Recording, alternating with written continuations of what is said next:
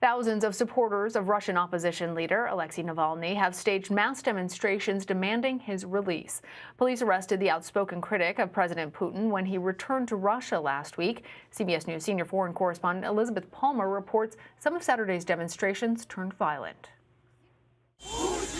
For once, the anti-corruption campaigner Alexey Navalny wasn't leading the protests. He's behind bars.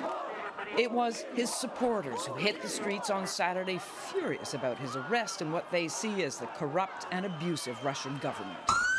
Police immediately moved in to shut them down. Navalny flew back to Moscow a week ago on a plane filled with fans and reporters.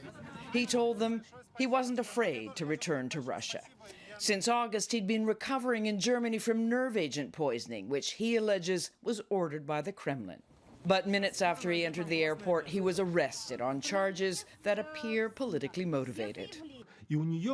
There's no question Alexey Navalny is a giant thorn in Vladimir Putin's side and a social media genius. His YouTube channel focuses laser-like on corruption.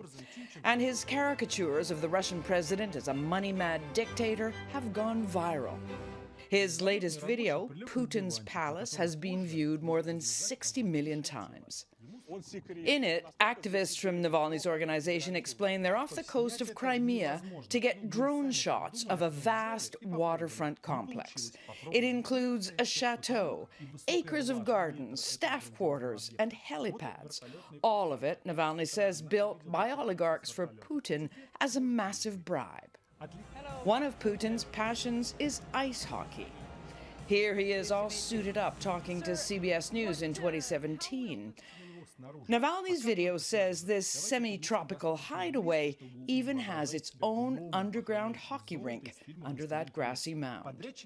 2 days ago, even from detention, Navalny managed to pop up online in a video secretly recorded during a break in his court hearing.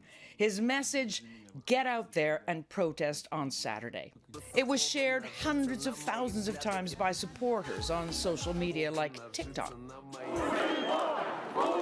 They heard the call and hit the streets in cities across Russia in spite of stern police warnings to show their fury over Navalny's arrest and their disgust for Russia's government and its leader.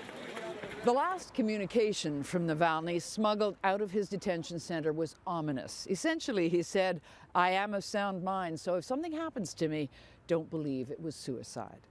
Elizabeth Palmer, CBS News, London.